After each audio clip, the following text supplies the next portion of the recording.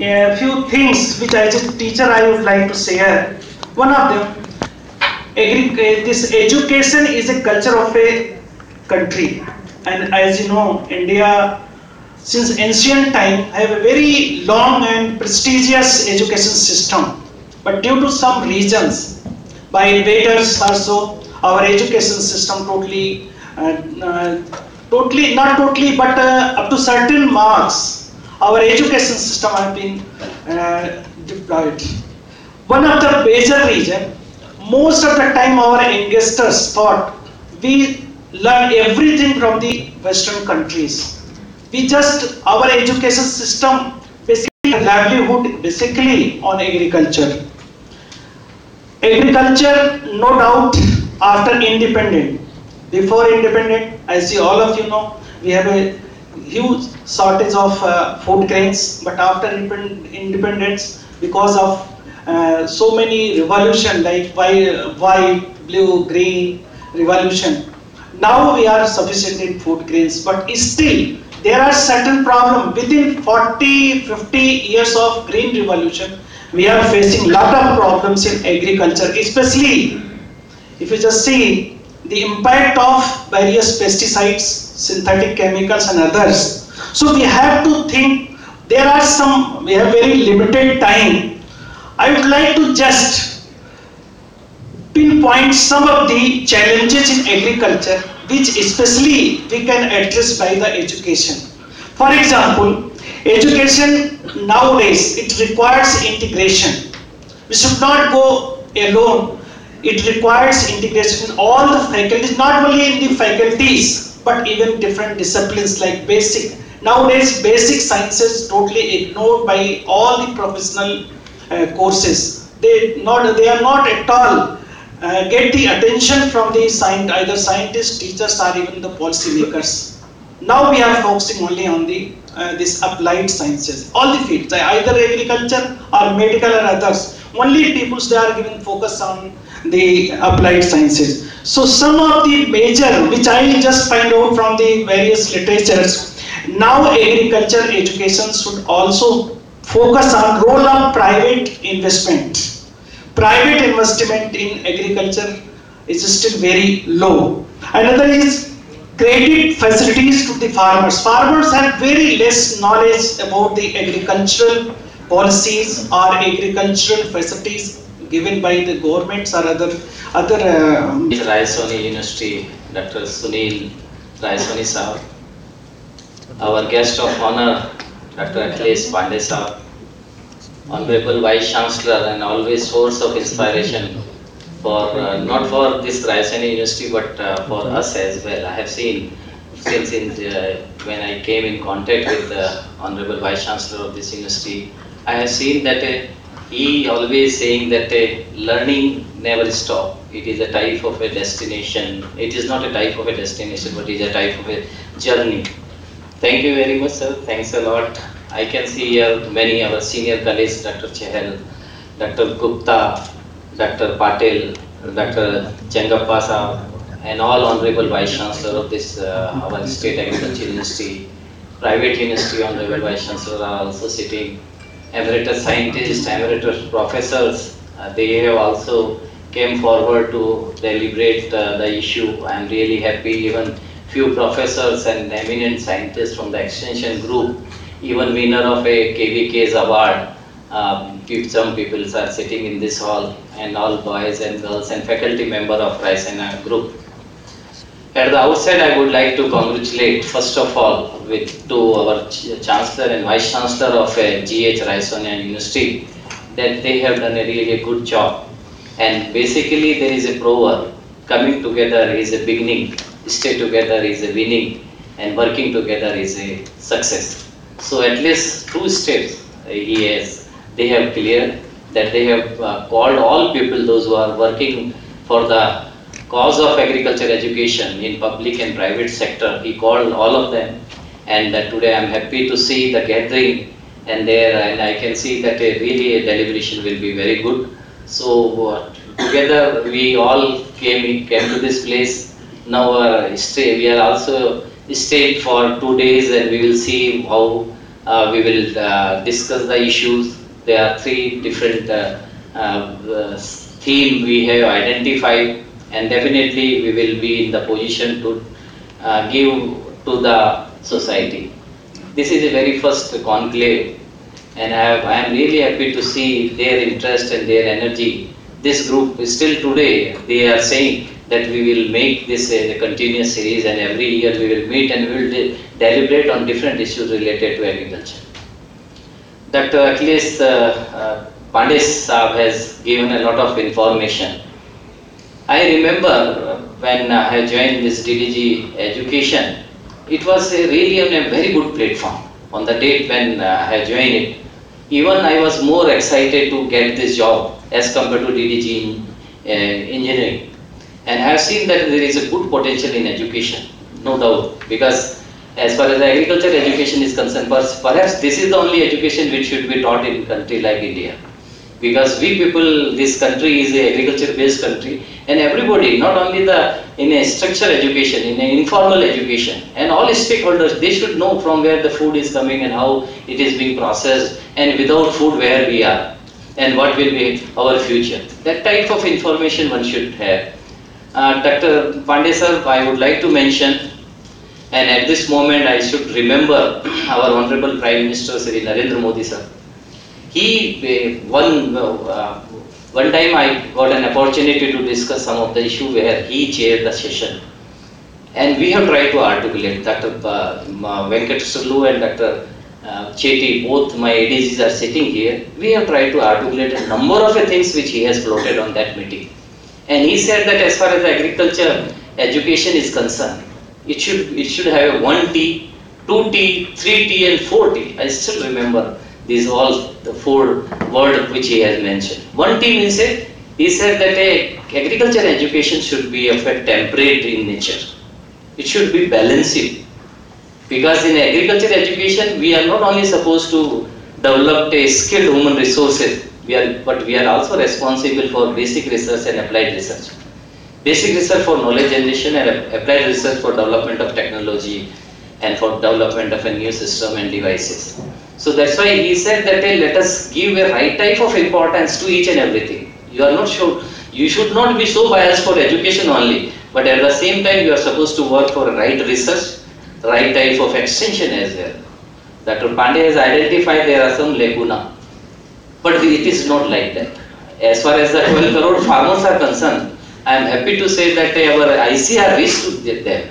And we have done a lot of good job, but only thing is that we are not in position to propagate the things, and we are poor as far as the documentation, because our Krishi Vigyan Kendra, with a network of 680 Krishi Vigyan Kendra across the country, it is a really a biggest network. If you combine all state agriculture university, Krishi Vigyan Kendra, we have got 102 ICR institute, we have got a AICRP network project. If you will combine it, I think it is a biggest network as far as the agriculture system is concerned in the world.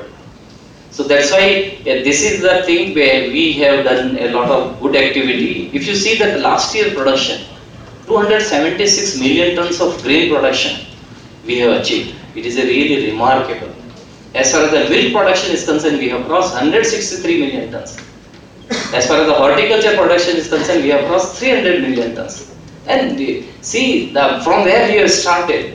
In 1947, our production was hardly of 49 million tons. From 49 million tons grain production, we reached to the 276. And one more thing, our Honorable Prime Minister said, that let us double the income of farmer by 2022. That is a new target which I have decided. And perhaps in case if agriculture education will be articulated in right way, then only we will reach to that position.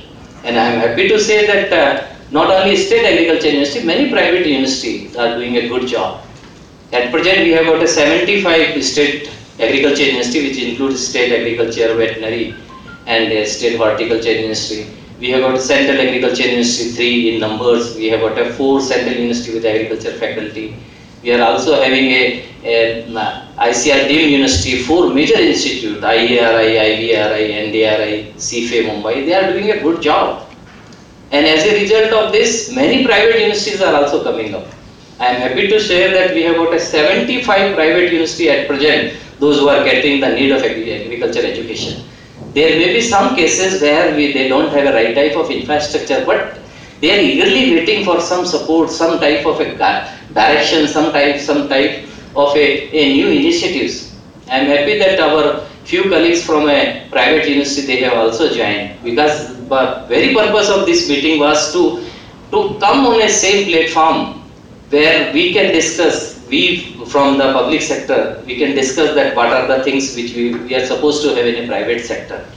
I am happy to see the word of Dr. Pandey. He mentioned that this university tops in agriculture. That gives a different type of sensation when I heard this word. And I want that all private universities, they should excel as far as agriculture education is concerned. So 1T I have covered. As far as 2T is concerned, Honorable Prime Minister, he mentioned that this 2T is for all faculty members. Dean of this agriculture college is quite young. Our Honorable Chief Guest, he mentioned that a very young Dean is there in this group. And that is true. We want a youngster to join the group of a teaching. And here basically this 2T means first is a teaching and second is a testing. Teaching means you are supposed to articulate a right sense of a knowledge, right sense of a skill, right sense of ability, right sense of experience. Everybody should know. Knowledge means it is what to do. Skill means how to do. Ability means how to simplify the process. And your experience means how to increase the efficiency, how to reduce the losses. So that type of teaching, when testing is concerned, we don't want that a formal testing should be there. I think most of the people sitting in this hall, they might have gone through with the recommendation of our 5th Dean's Committee. Very well we have given that how to test the student. Testing requires a different type of arrangement. It is not a simple you can go for a new set of a student ready program we have introduced, and a type of experiential learning. And I am happy to say that the Government of India has established more than that of 460 experiential learning across the country. And we have spent more than 300 crore rupees, where we have established a type of a mechanism where students are coming, they are performing a experiment, they are doing they are involved in a processing and value addition, even a sense of a marketing and running of experiential learning in a business mode we have introduced. And that gives, and very good results are coming. Last year, when our Honorable Agriculture Minister asked that what is the output of this, total 19,000 students passed from our public sector, and these 19,000 students, out of this 19,000, more than 18,000 of students, they have undergone with experiential learning. And I am sure in case if you interview them, they will be in the position to tell that what type of skill is required in a different type of a unit operation, as far as the processing, value addition, as far as the integrated farming system, food safety, or even for different type of a climate resilience agriculture. In every aspect, even we have introduced new courses like conservation agriculture, precision agriculture, specialty agriculture, secondary agriculture. So my request is to kindly go through with the syllabus. You will definitely appreciate our efforts. 3T is basically for right type of a governance. Our Honorable Prime Minister, he said that this 3T means a timely action, trouble-free approach, and right type of a transparency. And that is required in agriculture education. Because Rabi crop is there, it has got some duration, Kharif has got a different duration. So you are supposed to make a right type of a timely action, and then you are supposed to maintain all unit operation.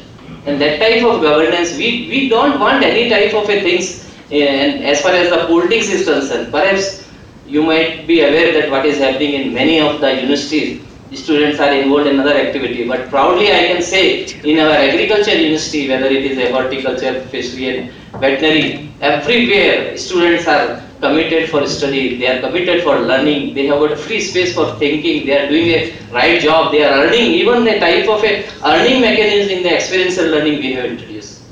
So that type of governance we made through our intervention of ICR. As far as the 4T is concerned, and perhaps Dr. Supur, our Venkat Sulu and Dr. Chetty, both deserve appreciation. They have articulated this 4T in our syllabus of 4th Dean's Committee which we have recommended. First year is a traditional. First year we have tried to include all traditional courses. The boys should be in the position to understand from where we have started, what was our precedents were doing, what were our forefathers were doing. All traditional technology we have included. Second thing is that second T is a technology. Means a technology which is indigenously and which is available at the international level. We have tried to include it, that all technology. Third T means that we have tried to increase the talent of the student. And fourth T is a type of a training, student ready program. I am happy from this place I am going to the Karnataka. And Karnataka, all deans and all vice chancellors, they deserve appreciation. They made this, that they have invited us and we all are going to Karnataka in Bangalore. And they have arranged a meeting of all deans that what is a new in this student ready program. And we will try, although they have implemented, but still they are eager to know something extra. So that type of a way forward we are looking. So we basically, I can assure that as far as the whole agriculture education is concerned, we are in the right shape, but still lot of things has to be done.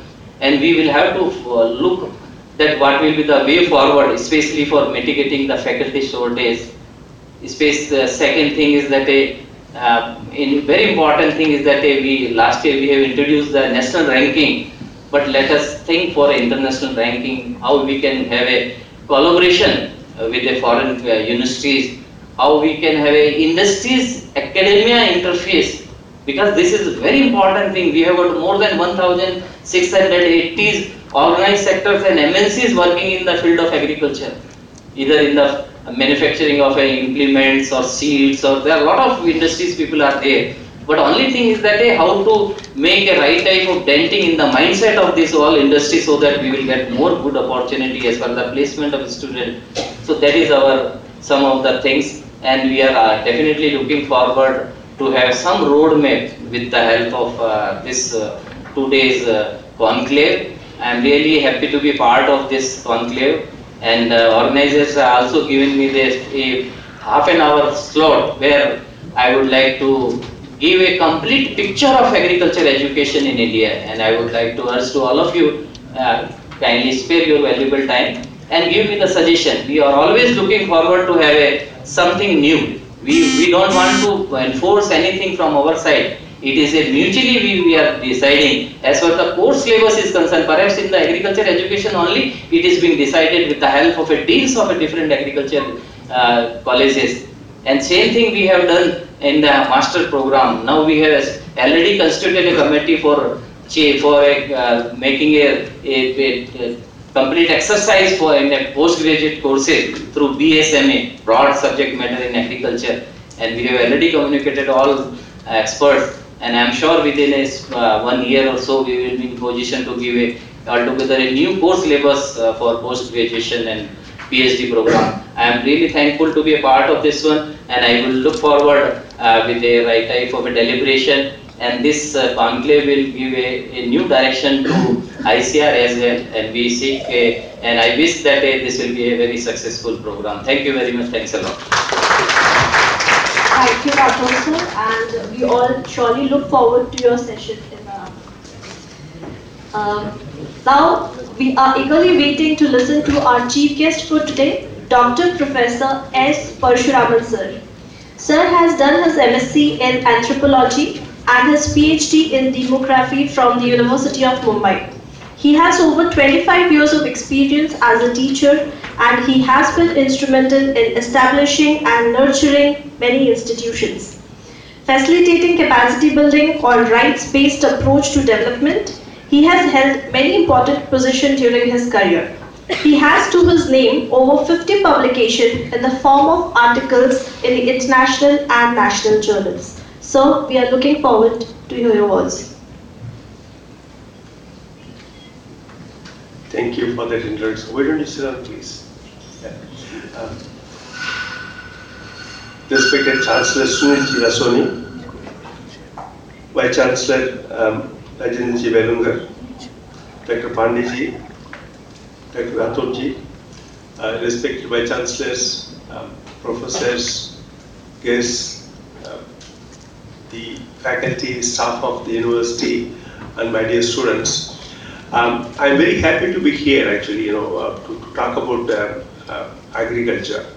I originally come from a village whereby my father had 2 acres of land. Now that land remains, of course, since and one of my brothers still stays in the village. Now, for the last 10 years, he stopped cultivation. Why? He stopped cultivation primarily because it doesn't give him any returns. First of all, there is no water. When it rains in Western Ghats in Kerala, we get hot air in my village. So we have no water. The groundwater has gone so deep down, so we cannot get any more water. So water is a problem. And secondly, even if we grow something, it is not giving any remunerative price. So he can't make squares meet. So what I told him, now I earn money, I'll send you every month some money, you and sister-in-law eat properly and sleep properly and stay properly and leave the land as it is. So the land, like my brother, in my village, only people who are left are old people, older than me, old people and uncultivated land. So friends, what is happening is that Indian agriculture is in a serious crisis actually at this point in time. Why serious crisis? It's not that we don't produce enough. We produce enough, but then the farmers don't get enough in return. So when the President Trump won American presidency, I wrote him a letter. I like people like Trump, very intelligent fellow. I wrote to him. What did I write to him? I said, Mr. Trump, congratulations for your victory in American election. But as you said, you are against trade pacts. You are going to abolish trade. So please do one thing. You abolish agreement on agriculture from WTO. That was my demand. I wrote why he should abolish the agreement on agriculture from WTO. Have you gone to Geneva's agreement on agriculture office? It's a large office with lots of white people. 99% of the people are from United States, all the central agricultural countries, and 1% are from our countries, and they are not from agriculture. All of them studied in United States, Cornell, all those places, so central agricultural countries are those places where average land holding is 5,000 hectares. In South Africa, I was there for 3 years. Only 1,266 farmers own 85% of all agricultural lands. You can drive through, still their land continues actually. So, what kind of policies they can make for a country like ours through WTO when people come from the kind of schools they study, Harvard and Yale and Cornell, where agreement on agriculture is fundamentally for safeguarding the rights of plant breeders. So when our parliament was legislating in our country Farmers' Rights Bill, our bureaucrats are very intelligent fellows. They were signing UPA agreement. The agreement, there is agreement of, that is the rights of the UPA is a plant breeders' rights. So they were already signing the UPA. So in other words, when you sign UPA rights, the rights of the plant breeders, our Farmers' Rights Act becomes irrelevant. So friends, what I am trying to tell you is that we must do something in order to deal with when somebody told us, the High Court of, the High Courts and Supreme Courts have a very interesting job to do. They say Tata Institute will do this research and submit report. They don't tell us. They pass a judgment and come in newspaper and we have to submit the report. So they told us that you do a research on farmer suicide in Maharashtra in 2006. So High Court has asked us, so I found some money from somewhere. Money they don't give. They only order. So I got money from somewhere and we went out to the Reserve Bank and tried to find out why farmers have committed suicide. Of course, one thing is that they are going to say, if these men only told us that they have problems, we would have solved their problems. We don't consult women at all. Men are very, very, very difficult fellows. If they consult their women, they would not have committed suicide.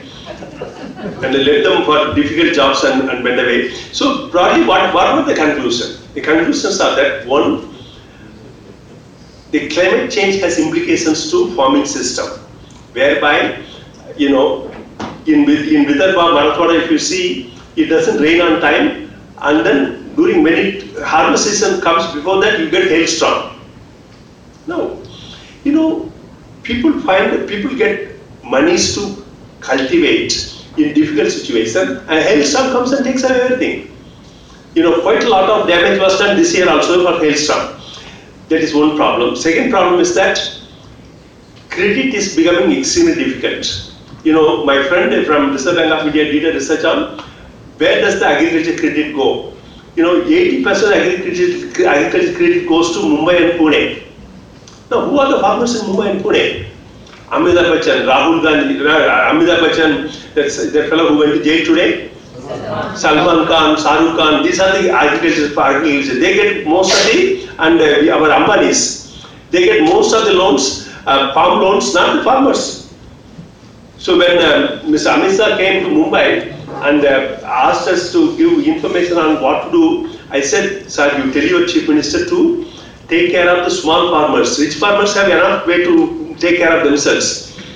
Small farmers who have a problem. Now, the problem is that in Punjab, the government decided that they will waive off the loans of farmers. Punjab government came out with a law saying that those who have less than 2.5 acres only will be eligible for loan waiver. But then what happens to farmers who have much more loan than that?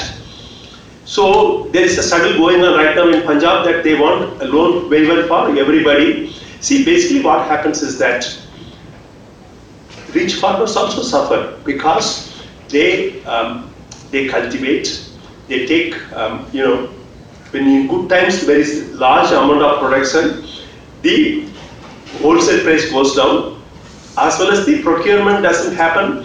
The government nominated procurement doesn't really happen actually. In a way, it must happen because there is going to be so much of food, so the prices come down. And market though is a rigged market actually. You know, if you have you ever gone to any market? I used to work in Nandurbar district in Maharashtra, whereby, you know, as an anthropologist, I have done lots of research with farmers in the sense that we put a tent in the Maharashtra side of the river, whereby every day, every weekend, market day, the tribal people go with all their farm producers to Gader village in Gujarat to sell it. Farmers are intelligent fellows. You know, they have a norm that for a chicken, this is the amount we'll give. Nobody will deviate from that. For tur dal, only 1 kilo costs this much only. Nobody will change their law. So at the end of the day, everybody have to sell the same amount because the Baniyas are very intelligent people. Actually, they come to a conclusion that they have to sell it only by this way. In other words, what happens is that the international price has implications to us. So why cotton farmers commit suicide in Maharashtra? Because American cotton is so cheaper than our Vidarbha cotton. Why? Under the WTO norms, subsidies are not allowed.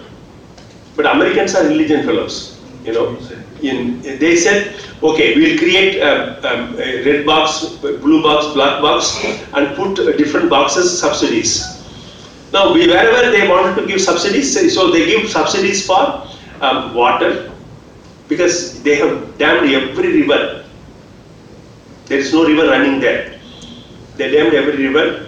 So you have irrigation, you get, for not cultivating food, you get money.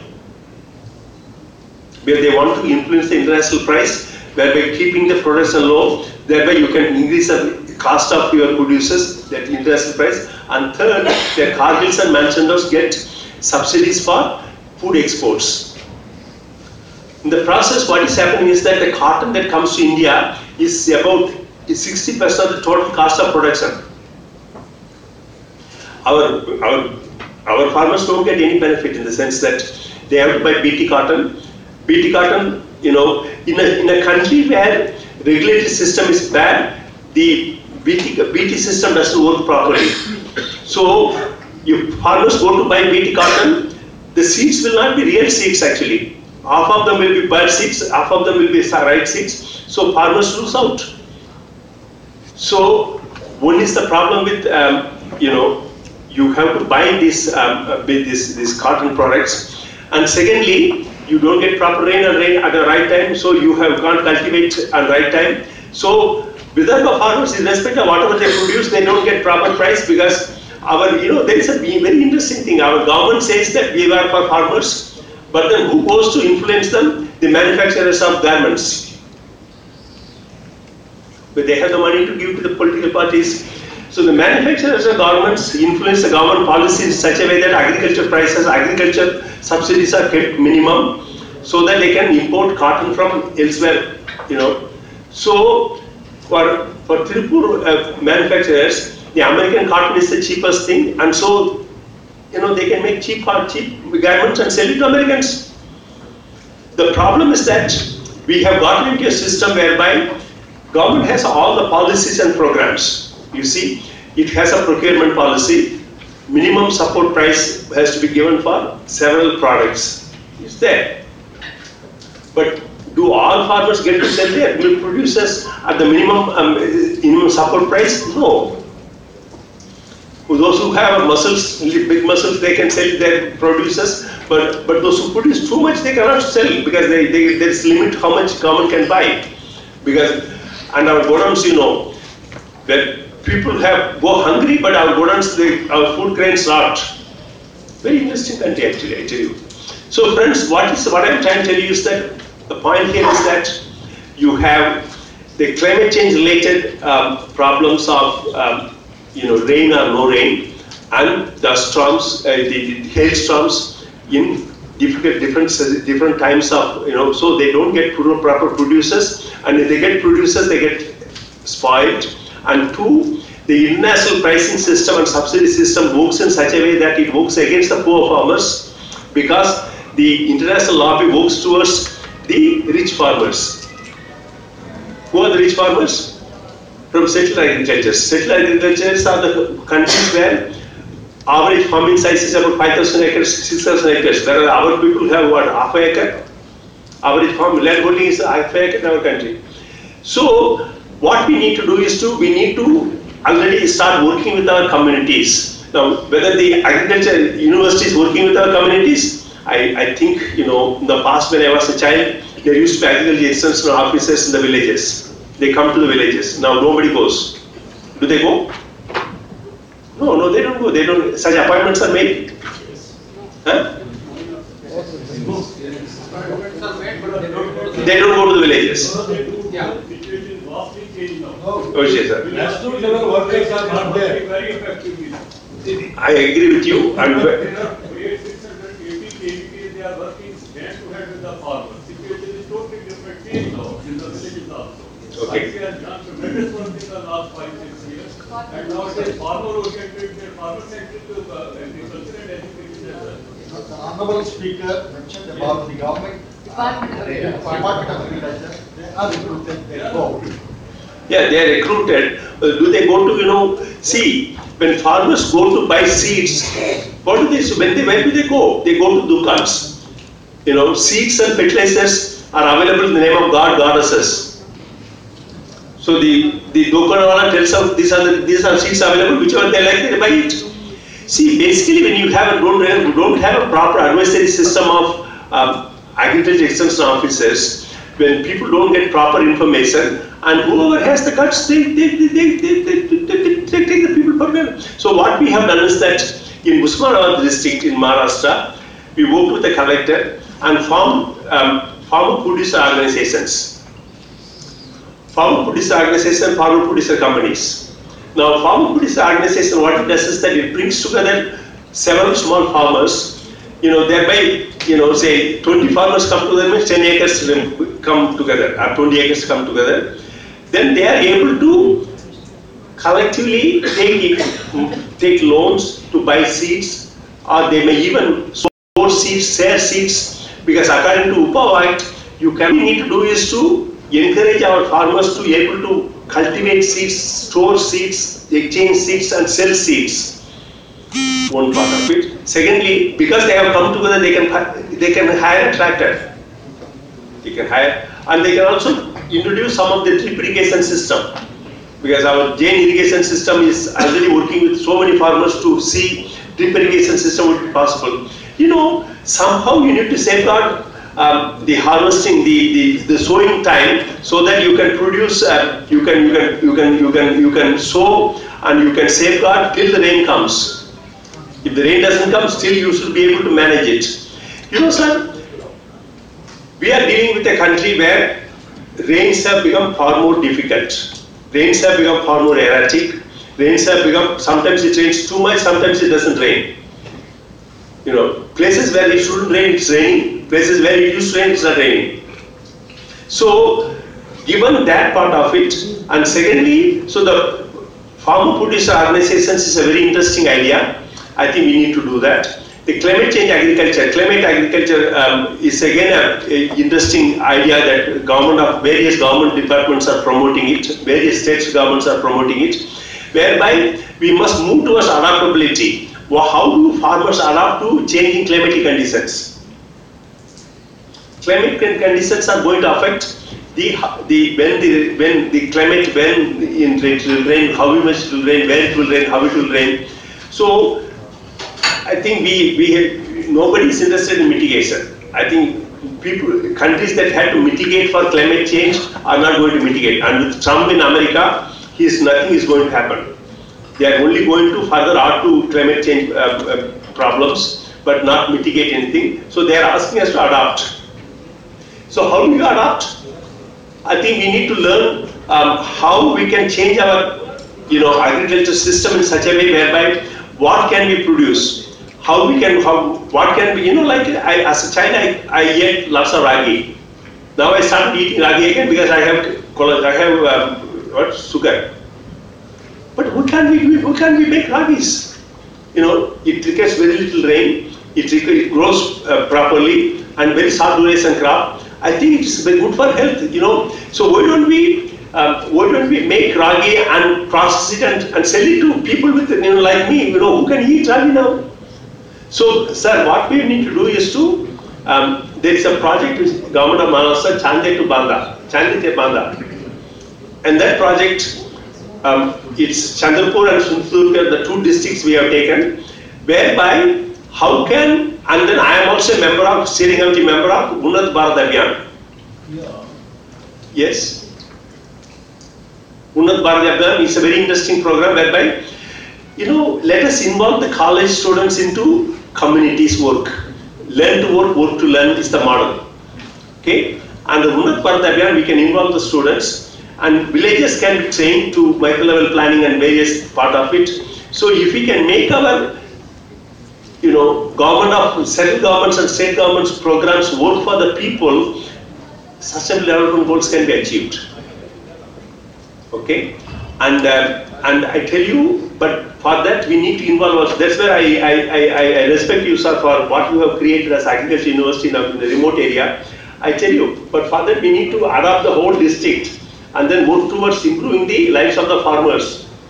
How do we honor the Prime Minister's promise that we increase the farming income by, double the farming income by 2022? I think that we must do. We must demonstrate in our district that it is possible to increase the farming income by doubling the farming income, but skill development program has to go hand in hand with that, whereby some people can be skilled and moved on to some work in somewhere, whereby others can cultivate.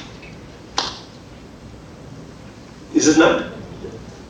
And Thailand has a very interesting program called One Region, One Product, OTOP. Okay?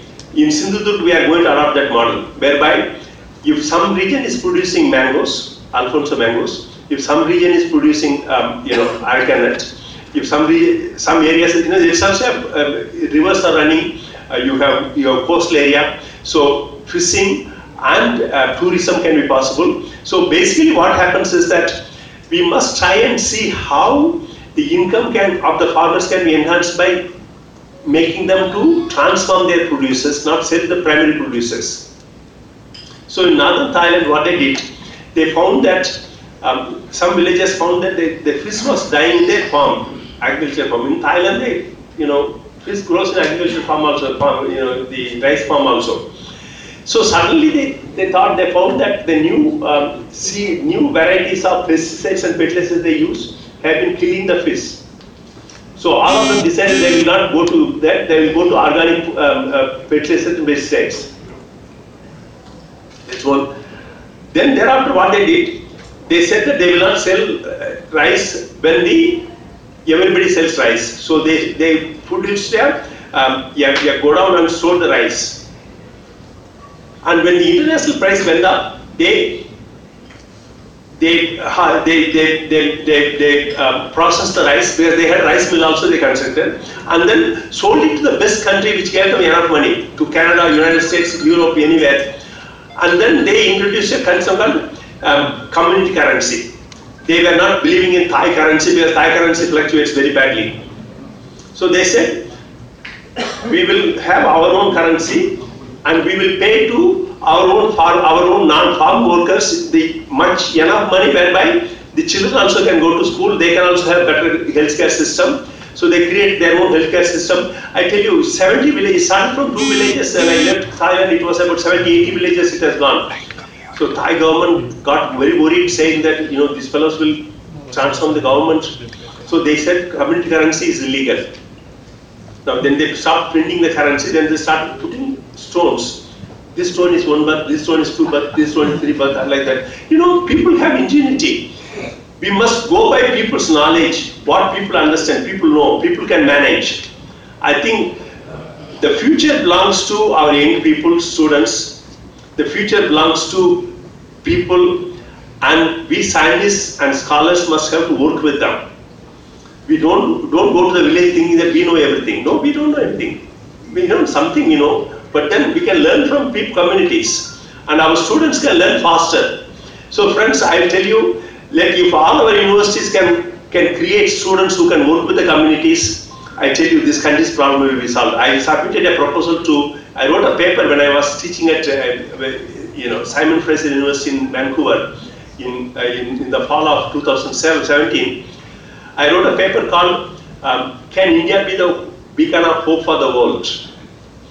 And immediately after I came back, the Niti Aayog called me to talk to the ministers and secretaries. I told them, fellows, you train 5 young people for each panchayat and place them. Let us ask the corporates to pay their salary, and their job is to create micro-level planning, village level plan, community development plan, and panchayat development plan, and converge all the programs like Prime Minister says. Poverty can be eliminated. Now, along the way, you could also, each panchayat, if you create 5 jobs, how many panchayats you have? You have 200,000 or 250,000 panchayats. I estimate that 2 million jobs can be created instantly.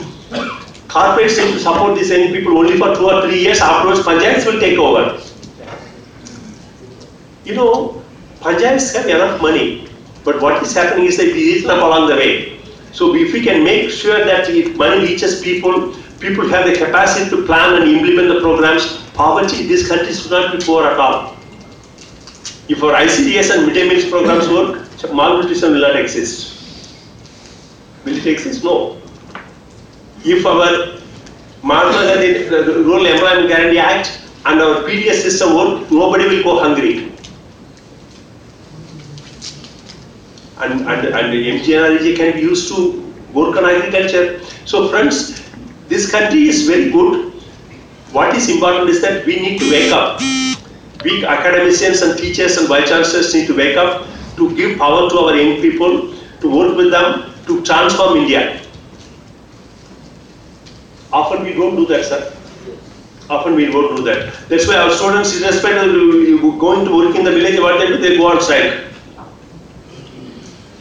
They go on strike for funny things. And political parties are very, very happy to take advantage of them. So what I would suggest is that engage your students, put your students to work with the communities, and thereby they can be a better scholars, better knowledgeable people, and they can be better human beings actually.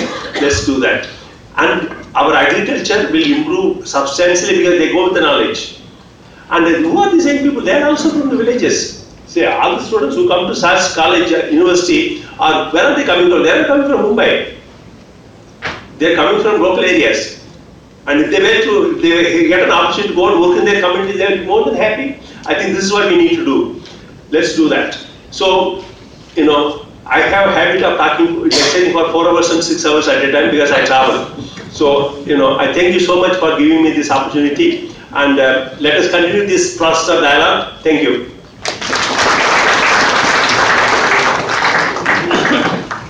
Thank you, sir. And now I will request Honorable Chancellor of GHRU, Shri Sunil Raisoni, sir, to come forward for his presidential address. His extraordinary personality does not need any introduction at all. Having a rich experience of 20 years in the field of education and a nobleman with a prophecy of distinctness and originator of multifarious notions and a visionary and mentor for all of us, so we look forward to hearing. Thank you, Chanda. Respected dignitaries on the dais and off the dais, I welcome you all in the first edition of National Agriculture Conclave. On the outset, I wish to thank Dr. Narendra Rathod, Dr. M.B. Chetty and their team that they have agreed to collaborate for this venture and become a major supporting pillar for this venture. They have not only accepted the proposal but have also played a vital role to execute the venture. They have been there always to guide and suggest to make this conclave happen. Thank you, sir. I cannot forget to thank Dr. S. Parshuraman for accepting our invitation to chair the function as a chief guest. Dr. Akhilesh Pandey has been always there to support us and guide us for better performance since the establishment procedures of our university. Thank you all the speakers and the participants. This conclave of intellects will surely lead to successful initiatives for what we are all here. Since ages, we are hearing that agriculture is dominated by India, where 70% or more people are directly or indirectly dependent upon us. It also plays a vital role in creating employment opportunities and promoting socio-economic development. But are we producing skilled human capital for this field? We say our India is to be seen in villages, but what about the students who do? So many questions are there. Facts and figures are there. Technical terms are there. Surely we all are here to discuss and come up with something that points out to realistic requirement in agriculture education. I may not be the right person to enter into technicality and I need not to worry for it today, as experts of the industry are here to comment on it and explore the technical terms. Our focus in GHRU is on research and sustainable development, and it is the success of community altogether. GH Raisoni University is taking shape. National Agriculture Conclave is one of the small steps towards it. I once again welcome you all and thank you for the support and encouragement. Hope to get most out of this conclave. Thank you.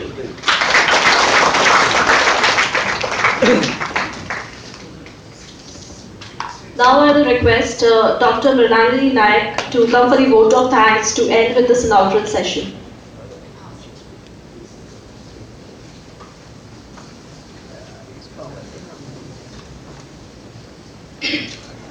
Good morning, dignitary on the dais and off the dais.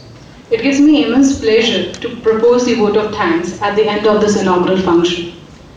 It has been said that the more you are in a state of gratitude, the more you will attract things to grateful for. This program is not just a thought or not just that we want to do it and gather here. It is an idea which has been generated from a person who is visionary. We thank Chancellor GHRU, Mr. Sunil Raisoni, to initiate this program, to initiate this thought that we should all come together and think on the topic of agriculture. Thank you, sir. I cannot forget to thank Dr. Narendra Rathod and Dr. M.B. Chetty. From the moment we requested them that we want to come up with this particular idea, they were there always. As sir said that they are supporting pillars to this, yes, they are. And M.B. Chetty sir and Rathore sir, they are there from the beginning, from selection of guests, from selection of speakers, rapporteurs, everybody, chair, co-chair, convener, they were there from each and every point. Till the end, they said that we are there, whatever the problem you are, you can come to us and talk to us. And I bothered them like anything. Thank you so much, sir. And similarly, would like to apologize few things, few blunders and mistakes that happened from my side. Thank you. I thank our VC sir that he is always there. Under his leadership, we are able to deal with the critical things, and from the meticulous things, he is there. He is like, when you say that, sir, we want to do this, he is there with you and he will guide you from the beginning, from the pencil to the blackboard, he is there. He supports us like anything. Thank you, sir. I thank Parshuraman sir that on a very first request of us, he said that yes, I accept your invitation and I will be there. Thank you, sir. Thank you for coming. I would like to thank Dr. Akhilesh Pandey that as sir said that he is there with us from the establishment of the university, and yes, he is there with us and we want his guidance always. Thank you so much, sir, for being with us. Again, I cannot forget to thank the team of NAC, because without a team, a person cannot lead to the success. From the stage, arrangement, travel arrangement, each and everything. I can take few names, I may miss few names, but I really apologize if I miss few names. But yes, I would especially thank to Mr. Aditya Bhandari that he was there till the end, and on the point when we request him, he is like, yes, don't worry, I'll make it happen. Thank you so much. Social media team, printing team, Dr. Sophia Ansari, Ms. Nidhi Kurda for stage arrangement and inaugural function, Dr. Ragna Gupta, Mr. Amit Gandhare, PRO RGI,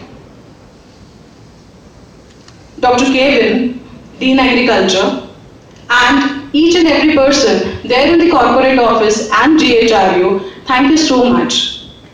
Thanks once again. And the major thanks to all the participants. I apologize if anything or any mistakes happened during the travel plans or something, but we thank you all that you people have accepted our invitation and are with us for these 2 days. Thank you so much. Thank you.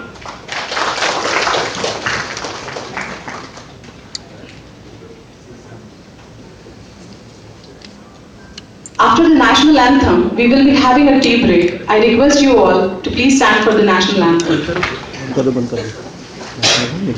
Tea break will be for 15 minutes.